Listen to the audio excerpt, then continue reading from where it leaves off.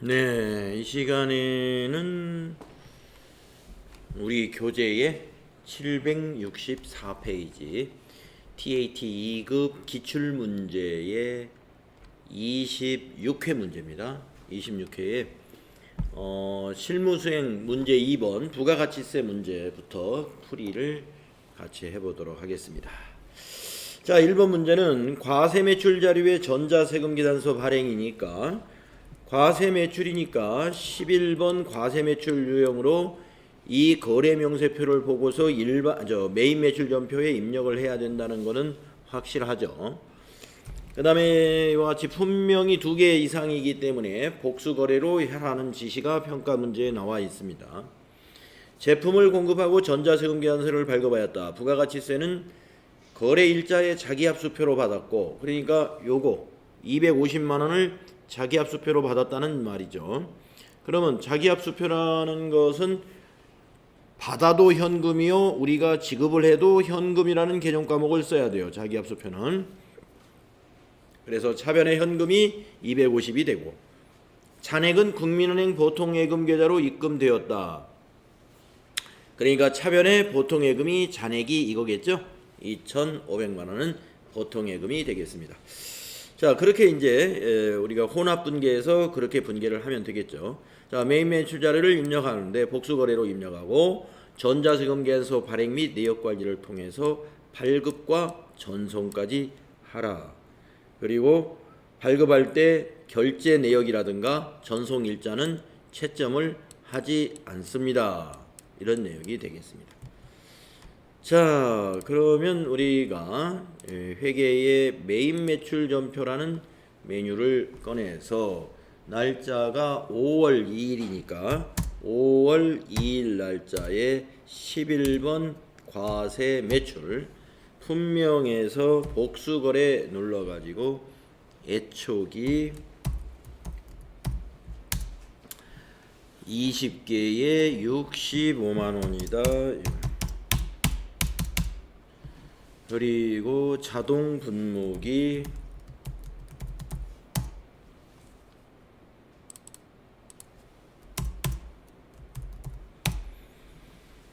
10개에 120만원이다. 이렇게 돼 있죠. 그리고 바로 탭을 누르거나 확인 단추를 누르면 이와 같이 반영이 됩니다. 거래처는 공급받는 자 동양으로 검색하면 동양테크놀. 우리가 이 시스템으로 전자세금계산서를 발행을 하고 전송을 하기 위해서는 이 전자세금 나는 비워둬야 됩니다. 자, 혼합분계 해주시면 되고, 대변이 완성됐으니까 내려와서 차변을 101번 현금이 250만원 되겠고, 또 차변에 103번 보통예금이 2,500만원 되겠다 이겁니다. 그리고 탭키를 눌러서 보통예금은 반드시 거래처를 은행거래처로 고치고 가는 것을 잊어먹어서는 안 되죠.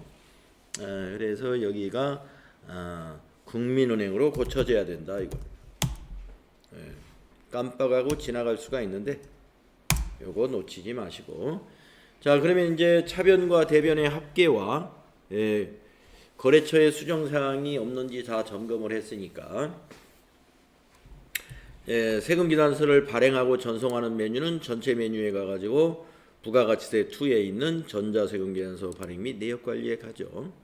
가가지고 이 날짜로 조회를 합니다. 5월 2일부터 5월 2일 엔터 체크하시고 위에서 전자발행 눌러서 확인 눌러주시고, 그리고 발행 눌러주시고 확인, 아카데미 전자세금계산서 눌러서 로그인 누른 다음에 미전송 체크하고 매출 조회 누르고 나서 발행, 그리고 확인, 그리고 확인. 이렇게 천천히 마무리하시면 깨끗하게 끝나고요. 메인 매출 전표에 돌아와서는 한번 조회를 눌러봄으로써 여기에 전자발행 이렇게 표시가 되면 잘 발행이 됐다 이렇게 확인할 수가 있습니다. 자, 4점짜리 한 건 해결했고요. 그 다음에 이제 두 번째 문제는 어떤 문제가 출제되었느냐. 수정전자세금계산서를 역시 발행하라는 겁니다. 발행도 하고 전송도 하라 그러겠죠. 자, 5월 5일 날 건조기를 팔았는데 자료 설명과 평가 문제를 보시면 5월 5일 정주실업에 제품을 공급하고 전자세금 계산서를 발급하였다. 본건에 대하여 내국신용장을 사후 개설하고 내국신용장을 나중에 개설했다는 거죠. 사후 개설하고 영세율을 적용하려고 한다. 그러면 이건 지금 세액이 들어가 있으니까 영세율 전자세금 계산서를 다시 발행을 해야 되죠. 이거는 취소를 시키고. 자, 당초 공급일자는 5월 5일이요. 내국신용장 개설일자는 6월 20일이다. 개설은행은 국민은행 대전지점이고 평가문제, 내국신용장 사후 개설에 따른 수정세금 계산서를 발급 전송하시오 이랬습니다. 전자세금 계산서 발급 시 결제 내역과 전송일자는 역시 무시해라. 자, 그러면은 우리가 이 5월 5일자의 이 거래를 조회를 먼저 해야 됩니다. 그래서 메인 매출 전표의 5월 5일자를 조회했더니 건조기 60개 단가 200만 원. 요거 체크하시고 이게 지금 과세 매출로 유형을 했기 때문에 이거를 취소하고 영세율 전자세금 계산서를 발행해야 된단 말이에요. 자, 수정세금 계산서 클릭을 하시고 수정 사유는 거기 설명에 충분히 나와 있죠. 내국신용장 사후 개설 5번입니다. 내국신용장 개설일자를 여기다 입력할 수 있는 창이 나타났으니까 거기 주어진 날짜가 6월 20일입니다. 6월 20일이죠. 그러면 2018-06-20이 되겠죠. 신고 연월이라는 건 뭐냐? 부가가치세 신고. 6월 달에 부가가치세 신고는 7월 달에 신고하죠. 그렇습니다. 4, 5, 6, 2, 1기 확정 기간에 이거 신고 연월이라는 것은 부가가치세 신고월을 말하는 거예요. 그래서 2018-07 신고 연월 6월 신고 연월 전표 일자를 기준으로 신고합니다. 6월 달로 6월 달로 하겠습니다. 6월 달로 입력하지 않거나 세금계산서 발급일을 입력합니다. 세금계산서 발급월이니까 6월을 입력할. 신고 연월은 여기 세금계산서 발급월을 입력하라 돼 있네요. 실제로 부가가치세 신고월 7월이 아니군요. 자, 6월 입력하시고 자, 가기 전에 참고사항을 한번 눌러보세요. 뭘 보려고 하느냐? 수정세금계산서의 발급일자를 이 작성일자를 며칠로 작성을 해야 되는가 한번 보고 가는 게 좋다고 그랬죠? 자, 내국신용장 사후 개설 여기 나옵니다. 당초 세금계산서 작성일로 작성해라. 그러면은 6월 20일로 작성하는 게 아니라 당초 날짜인 5월 5일로 작성해라 이런 얘기죠. 자, 그러면 닫기 누르시고요.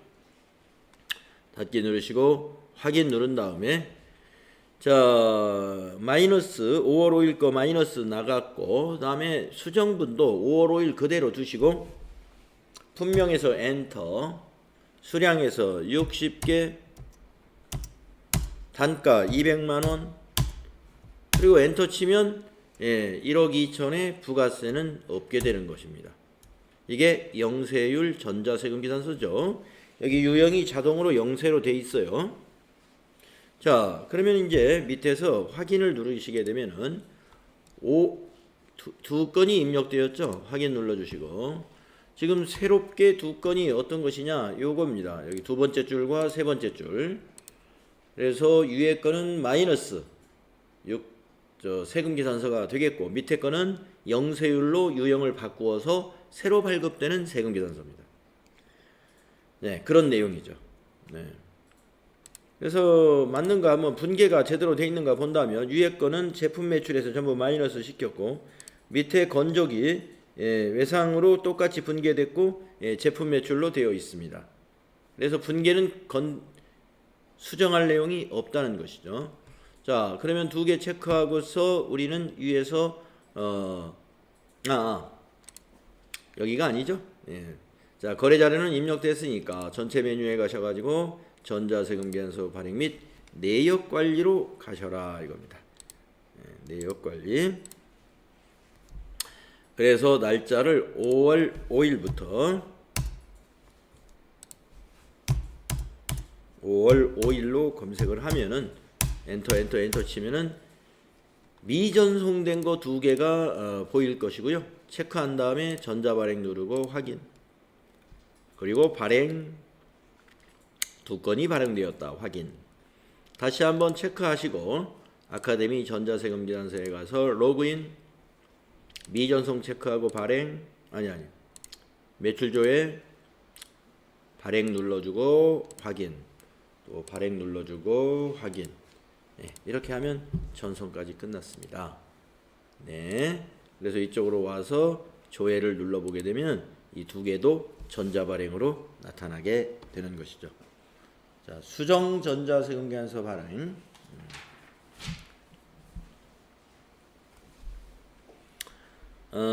다음 문제는 어떤 문제인가요? 다음 문제는 세 번째, 신용카드 매출전표 발행 직계표 작성자의 부가가치세 신고서 작성. 그러니까 신용카드로 발급을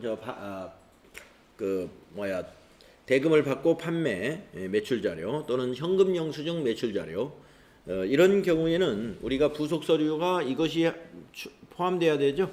신용카드 매출전표 발행 직계표. 세금계산서는요. 세금계산서 합계표가 따로 있죠.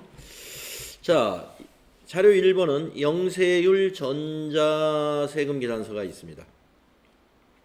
영세율, 그러면 로컬 LC에 관한 수출품이네요.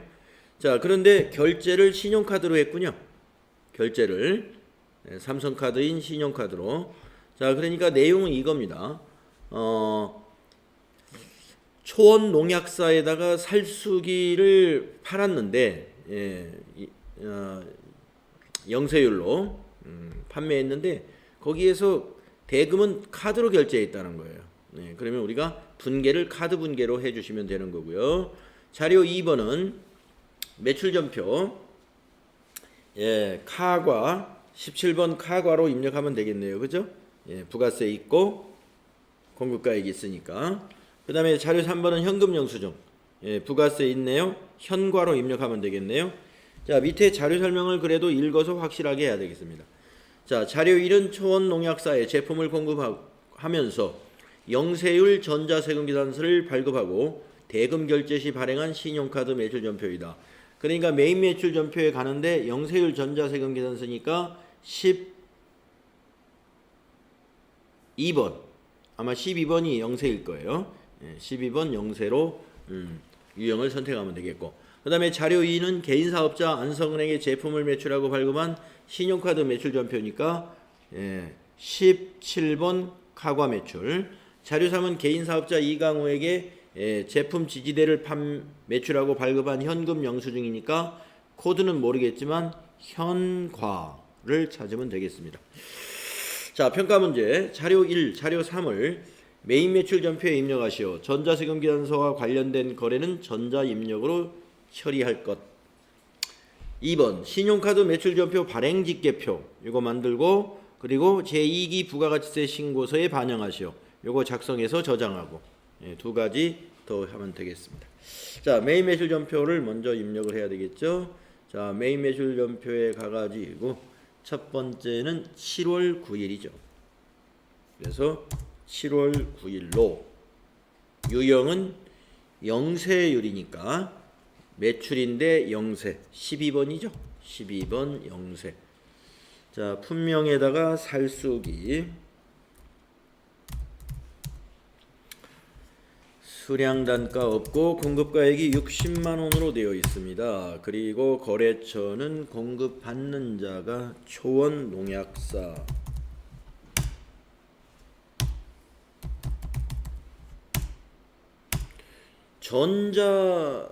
영세율 전자세금계산서이기 때문에 1번 전자 입력해 주시고, 대금 관계는 카드로 결제했단 말이죠. 밑에 신용카드 매출전표를 보니까 그래서 4번 분계를 해주시는데 이때 카드사 물음표 단추 눌러서 삼성카드 선택해 줬겠죠?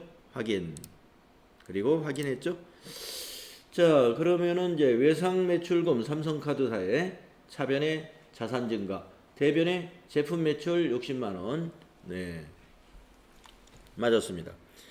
다만 이제 여기에 이제 카드 이런 거 나타나 있고요. 나중에 이제 신용카드 매출 전표성 발행 직계표에 가면은 요 60만 원에 대해서는 여기 세금 계산서 발급분이라고 따로 표시가 되어 있는 것을 조금 이따가 확인해 보도록 하죠. 다음에 자료 2를 입력하겠습니다. 날짜가 7월 18일이죠. 7월 18일 정확히 입력하시고 유형은 17번 카드 과세 매출이고요. 카드사는 거기 나와 있죠. 이것도 삼성카드네요. 자, 품명에다가 분목이라고 거기 매출전표 중앙에 보면 나와 있습니다. 분목이 입력하시고. 자, 수량 단가는 모르고 카과나 현과는 합계를 입력하는 겁니다. 공급가액에다가. 그러므로 33만 원을 입력해야 되겠군요. 자, 거래처는 아까 자료 2에서 보면은 안성은에게 팔았다 이랬습니다. 안성.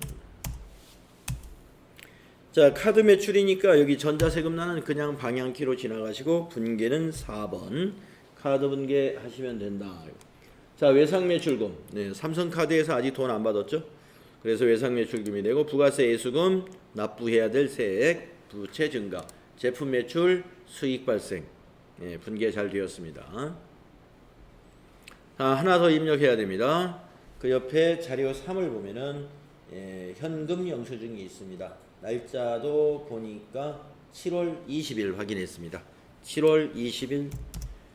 자, 유형은 현금 과세 매출이니까 22번이군요. 현과. 거기 현금 영수증에 품목이 보이는가 한번 보게 되면은 현금 영수증에 품목이 안 보입니다. 자료 3을 보니까 지지대를 매출하고 그랬네요. 네, 그러면 지지대. 네, 수량 단가는 없으니까 지나가고 공급가액에는 합계를 입력한다 이거예요. 15만 7,300원인가요? 네, 157300. 그러면 이와 같이 공급가액과 부가세가 나누어지고 거래처는 이강우에게 팔았다 했으니까 이강으로 검색하시면 나타나고요. 현금 영수증이니까 이거 역시 방향키로 지나가고 분계는 1번 분계 되겠죠. 자, 입금전표로 차변의 현금, 대변의 부가세 예수금, 입금전표로 차변의 현금, 대변의 제품 매출. 네, 잘 분계되었습니다.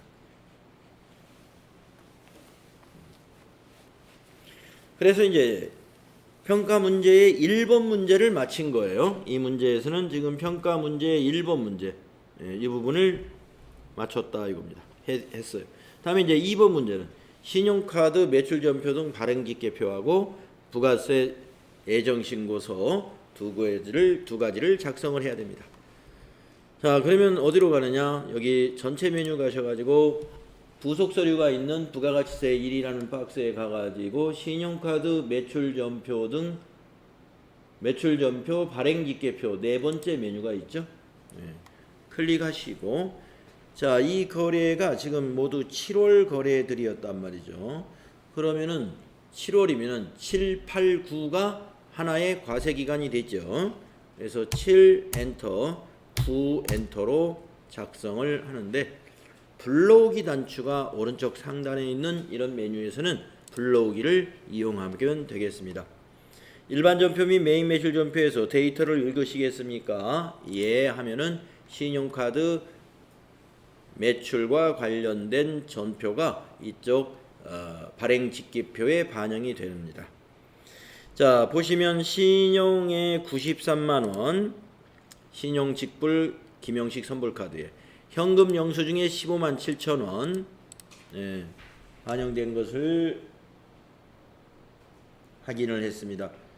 왜 93만 원이 되느냐? 여기 신용카드에는 여기 세금계산서에 반영된 세금계산서 발급된 60만 원하고 그 다음에 자료 2번에 있었던 분무기 33만 원 그것이 더해져서 여기 93만 원이 된 겁니다. 그것이 더해져서 자 그러면은 여기서 요 60만 원은 이제 그 영세니까 세금계산서 세금계산서 쪽으로 집계가 될 것이고 여기서 33만 원은 신용카드하고 여기 15만 7천 원이 신용카드 현금 영수증 쪽으로 집계가 됐겠죠. 과세표준에서 한번 확인을 해 보겠습니다. 자 요거 닫으면 저장이 되나요? 네, 닫으면 저장이 되고요. 자 이제 전체 메뉴에 가셔서 부가가치세 신고서를 만들러 갑니다. 자 역시 기간은 똑같아야 돼요. 7월부터 9월. 그래서 이렇게 작성이 될 때 뭐 우리가 확인을 지금 작성한 것이 어디에 반영됐는가를 한번 체크해 본다면 60만 원은 여기에 들어가 있습니다. 1번에 세금계산서 발급분 여기에 포함됐고요. 그 다음에 그 33만 원하고 15만 7,300원은 여기에 반영된 겁니다. 아니 여기 3번에 아까 여기에 반영된 게 아니라 영세율이었죠. 영세율은 여기 영세에 여기에 반영됐죠. 60만 원. 네. 여기가 아니고 이건 과세고 영세 60만 원 여기에 반영됐고 여기에 신용카드 현금 영수증 이 자리에 거기 33만 원하고 15만 7,300원이 여기에 반영됐다 이겁니다. 그래서 33만 원하고 15만 7,300원을 더하면 44만 여기 공급가액이 44만 3천 원에 세액이 4만 4,300원이 되는 거죠. 자 이걸 저장을 해둬야 되죠. 그래서 위에 있는 저장 단추 누르고 확인 눌러서 빠져나가시면 된다 이거. 자 그래서 이 문제는 점수가 9점짜리잖아요. 9점짜리. 그래서 잘 해결했습니다. 자 이제 네 번째 문제는 부가가치세 문제 계속 마지막 문제인가요? 네 번째 문제가 부가가치세의 마지막 문제는 8점짜리 대손세액 공제신고서 작성자의 부가가치세 신고서 작성입니다. 자 대손세액 공제신고서 대상이 이제 5월 6일 날 이런 거래가 있었는데 미산기공에다가 495만 원 부가세 포함해서 제품을 판매했는데 자료 설명을 봐야 되겠죠? 제품을 외상으로 판매했는데 하고 발급했던 그 전자세금 계산서가 지금 이거란 말이죠. 그런데 2018년 12월 20일 마산기공의 파산으로 인하여 채권 전액이 대손으로 확정되었답니다. 자, 12월 20일이면 5월 달로부터 얼마나 지났나 볼까요? 5월 달로부터 5월, 6월, 7월, 8월, 9월, 10월, 11월, 12월. 7개월 때 된 7개월. 자, 1번 대손세액 공제 신고서를 작성하시오. 직접 작성을 하면 됩니다. 2번 대손세액을 2018년 제2기 부가가치세 확정신고서에 반영하시오. 부가가치세 확정신고서 조회하면 여기에서 대손세액 신고서에 작성된 것이 부가가치세 신고서에 반영이 되게 되어 있습니다. 얼마가 올까요? 여기 세액 45만 원. 세 번째, 대손세액 공제액 및 대손채권 외상 매출금에 대한 회계 처리를 일반 전표 입력 메뉴에 입력하시오. 그게 무슨 말이냐? 대손세액 공제 및 대손채권 외상 매출금에 대한 회계 처리. 그러니까 이제 요 495만 원 못 받게 됐으니까 이거 외상 매출금 대변에 하고 그다음에 외상 매출금에 대한 대손 충당금이 얼마 설정되어 있는지 그거 차변에 잡아주고 모자라는 건 대손 삼각비로 잡고 그다음에 요것도 요 세액은 어떻게 돼요? 세액은 납부해야 될 세금이 부가세 애수금인데 차변에다 이걸 적어줘야 되죠. 차변에다 이거 적어주고 그리고 모자라는 것은 대손삼각비로 처리하는 겁니다. 자, 이 분계가 꽤 복잡해요.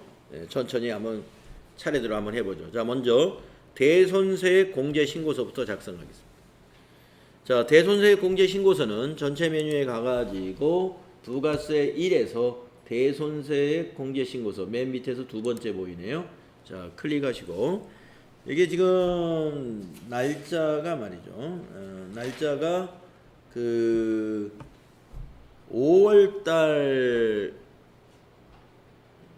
아니 5월달이 아니라 2018년 12월 20일 날 파산이기 때문에 12월 달이죠. 12월 달 따라서 12월로 작성을 해야 되겠습니다. 그러면은 10, 11, 12 2기 확정으로 작성을 해야죠. 자, 기간을 10월부터 12월로 작성을 해야 됩니다. 자, 대손 사유는 아까 자료 설명에서 파산이라고 분명히 되어 있었고요. 대손 기준일은 거기 5월 6일 날짜가 일단 그 거래가 일어난 날이죠. 그래서 2018 0506 대손 기준일이 되고 대손 확정은 아까 12월 20일 날 대손으로 확정되었다 그랬다. 그래서 2018 1220 이렇게 입력을 하고 대손 금액은 그 합계입니다. 외상 미수금 합계 495만 원이에요. 부가세 포함한 것이 대손이 난 거죠. 그러면 엔터 치면 이와 같이 대손세액이 자동으로 45만 원으로 딱 계산이 됩니다. 자, 코드는 어떤 코드냐? 더블 클릭 한번 해볼까요? 거래처 코드죠. 어느 거래처냐 이거죠. 마산기공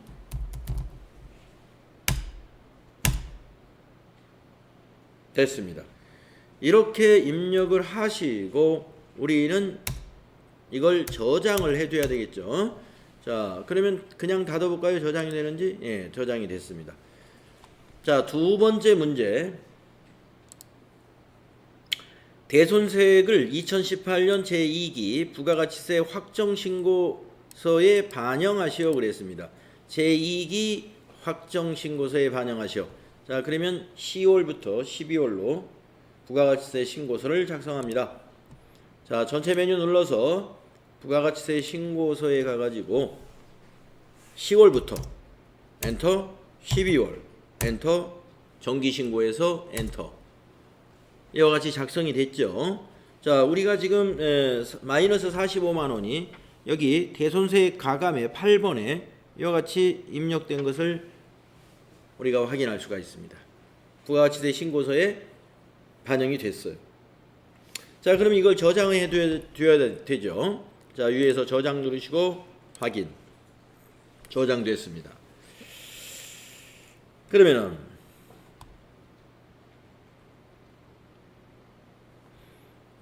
그 다음 작업이 뭔가요? 예.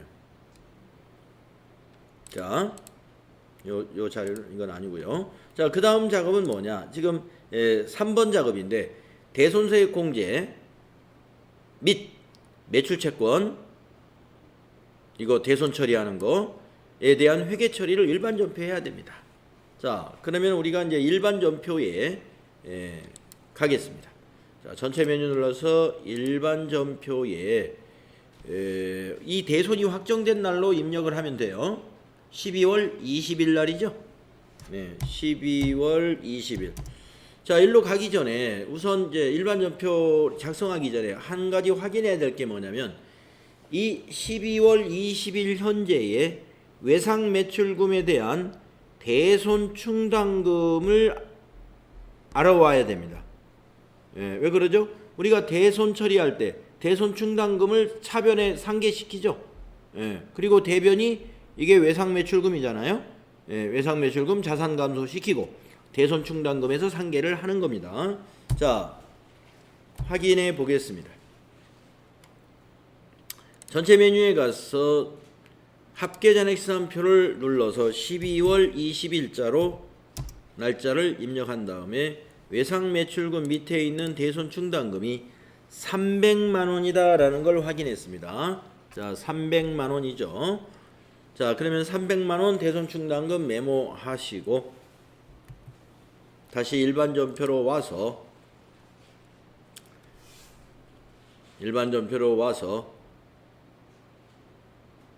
자, 대변에 우선 108번 외상매출금을 털어내겠습니다.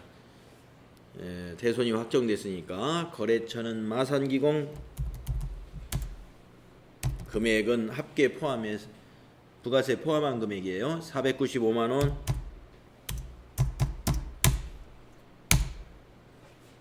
자, 그리고 차변에 말이죠. 아까 그 300만 원 대손충당금 하기 전에 우선 기본적으로 아까 그 대손세액을 감면하는 그 45만 원 있지 않습니까? 예. 그 부분을 어떻게 해야 돼요? 부가세 예수금을 차변에 기록하는 것을 먼저 해야 됩니다. 그래서 차변에 부가세 예수금 255번 45만 원 이거 먼저 부가세 예수금이 원래는 매출세액이 부채니까 이게 대변에 있는 거였잖아요. 처음에 마산기공에 판매할 때는 부가세 예수금을 대변에 발생을 시켰단 말이에요. 근데 이게 이번에 5월 달에는 그렇게 했지만 12월 달에 이걸 이제 그 부가세 신고할 때 부가세 예수금에서 이거 마이너스 시켰잖아요. 그러니까 부가세 예수금을 차변에 분계를 해줘야 된다 이 말이죠. 그리고 아까 차변에 아까 그 300만 원 확인하신 거 대손충당금 그러면 외상매출금이 108번이면 대손충당금 코드 109번 써야 된다. 알고 있죠? 네, 여기다가 109번 해가지고 아까 합계잔액시산표에서 확인했던 300만 원을 입력을 해주는 겁니다. 자, 그러면 이제 모자라는 건 얼마냐? 150만 원이 모자라죠? 이게 이제 비용 처리해야 돼요. 그래서 그게 대손상각비입니다. 모자라는 건 비용 처리하죠. 단기 비용으로. 그래서 대손상각비 800번대 거. 대손상각비는 판매관리비인 835번 고르시면 되고요. 딱 가서 150만 원이죠. 1500 플러스 엔터 하면은 대손 처리에 대한 분계와 대손세 공제 요 45만 원 이것에 대한 회계 처리를 한꺼번에 이렇게 할 수 있는 것이. 네.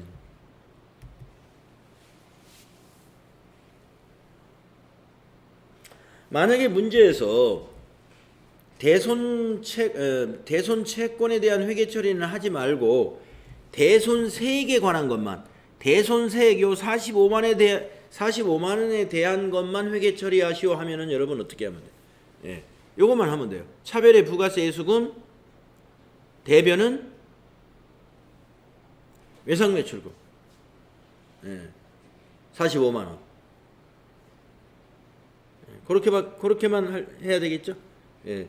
요 대손충당금 이거 처리라든가 이런 거는 빼버리고 그런데 지금은 우리가 20일 날 이렇게 대손이 확정됨으로써 대손에 관한 것과 또 그 대손세 공제에 관한 것을 한꺼번에 이렇게 처리하는 것이 이것이 원칙이겠죠? 자, 이 문제였습니다. 그래서 이게 8점짜리 이걸 완벽히 해결하면 우리가 8점을 얻게 된다. 자, 이렇게 해서 이제 부가가치세 문제 마쳤고요. 다음은 26회에 문제 3번에 있는 결산 정리 문제 8점짜리 해보겠습니다. 자, 문제가 두 개로 나왔네요. 수동결산 하나, 자동결산 하나 이렇게 나왔군요. 자, 자료 설명 보겠습니다. 12월 31일 현재 합계잔액시산표에 확인되는 당기분 선급비용은 전액 본사 화재보험료이다 그랬네요. 네, 보험료의 기간 경과액을 계산하여 결산정리분계를 입력하시오. 월할 계산할 것. 네. 그러니까 지금 선급 비용이 이게 지금 언제 발생했는가를 알아야 월할 계산을 할 수가 있겠죠. 네. 자, 일단 합계잔액시산표에 이 선급 비용 잔액을 확인한 다음에 더블 클릭하면 그 전표 내용을 확인할 수가 있습니다. 네. 자, 그래서 기간 경과분은 보험료로 비용 처리하라는 거예요. 보험료. 그러면 대변의 선급 비용. 기간 경과분을 보험료를 계산해 가지고 차변은 보험료가 되고 비용 발생 시켜주고 대변은 여기 있는 선급비용, 선급비용 자산 감소를 시켜주는 이런 분계를 12월 31일자 일반 전표에 입력을 하게 됩니다. 자, 그럼 먼저 금액을 확인하러 가겠습니다. 자, 전체 메뉴에 가서 합계잔액시산표를 가가지고 12월 31일자로 조회해야 합니다. 자, 선급 비용이 보이네요. 여기. 네. 자, 360만원 잡혀 있어요. 이 잔액을 더블 클릭 한번 해보겠습니다. 자, 그러면은 전표가 조회가 되는데 3월 1일날 발생한 거래였군요. 3월 1일부터 내년도 2월 28일까지. 그러면 당기분이 10개월이네요. 1년은 12달이니까. 그렇죠? 차기 2월달까지면 당기분 10개월, 차기분 2개월 해서 12달치를 보험료를 동부화재에 불입을 할 때 전부 자산 처리했다는 거예요. 이렇게 선급 비용으로. 이제 결산 때는 이게 10개월치는 자산이 아니지 않습니까? 기간이 지났기 때문에. 네. 그러면 자, 1년에 360이면은 10개월치가 얼마인지 계산하는 방법은 어떻게 되느냐? 360만 원 곱하기 10 나누기 12 하면 이게 10개월치 보험료예요. 자, 360만 원 곱하기 10 나누기 12 300만 원입니다. 그래서 당기분의 10개월치 보험료는 300만 원이고 차기분 2개월치가 60만 원이 되겠죠. 그래서 총 360만 원. 그러니까 한 달에 30만 원 꼴입니다. 그래서 지금 이제 360만 원이 선급 비용이 아니라 이제 60만 원, 이 두 달치만 선급 비용으로 남겨야 되니까 이 300만 원은 어떻게 해야 돼요? 선급 비용에서 빼줘야 되겠죠? 선급 비용 대변에 기록하면 빼지는 거예요. 그러면 차변에 오는 건 뭐다? 보험료다 이거예요. 차변에 오는 건 보험료. 자, 그러면 이제 결산 수정 분계를 일반 전표에 우리가 입력을 하면 되겠습니다.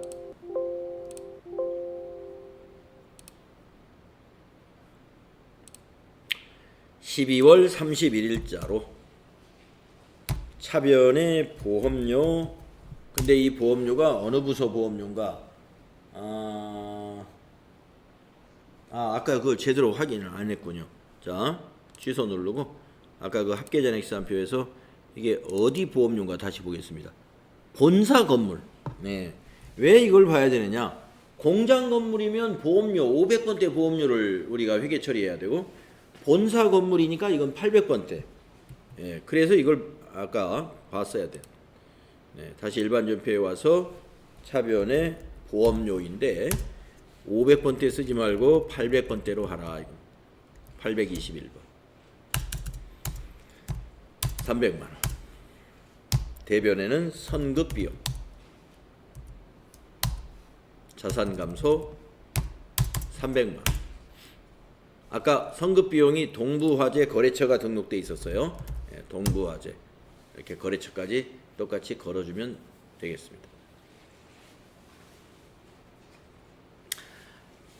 그래서 지금 이렇게 하게 되면은 1번 문제 4점을 얻게 되고요. 결산 두 번째 문제는 결산자료 입력에다 하는 문제죠.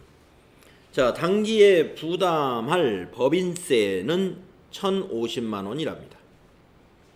평가 문제. 선납세금 원장을 조회해서 결산 분계에 입력하라. 그러면은 이게 선납 세금이 있다는 얘기죠.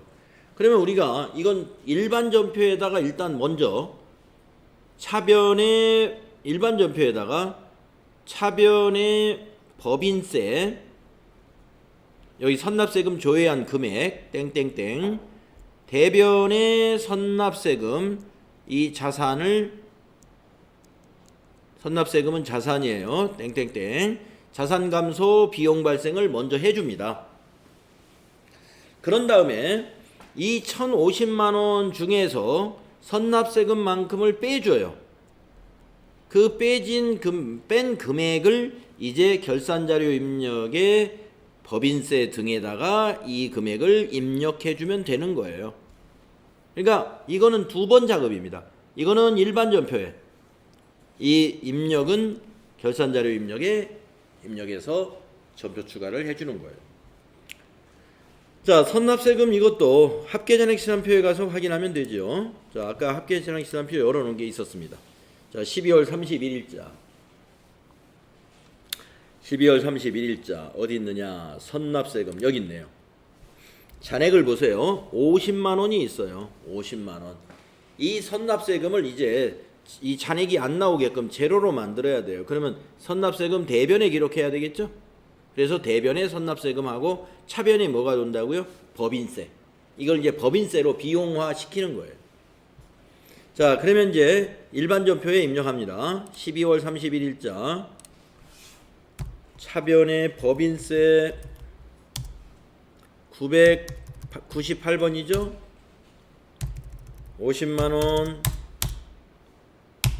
대변의 선납세금 50만원, 이렇게 해줌으로써 이제 선납세금은 제로가 됐고 그것이 비용으로 대체가 되었습니다.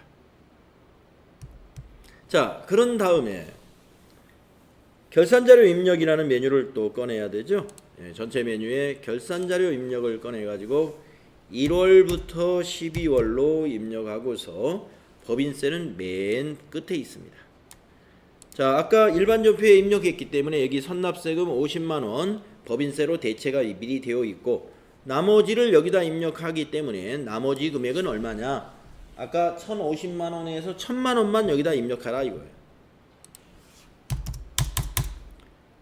네. 이렇게. 그러면 엔터 치면은 여기에 1,050이 반영이 되죠. 여기 9번 법인세 등에. 이렇게 입력하는 게 맞는 겁니다. 그리고 나서 이 상단에 있는 전표 추가를 눌러서 예 눌러줌으로써 결산 작업이 끝나게 됩니다. 네.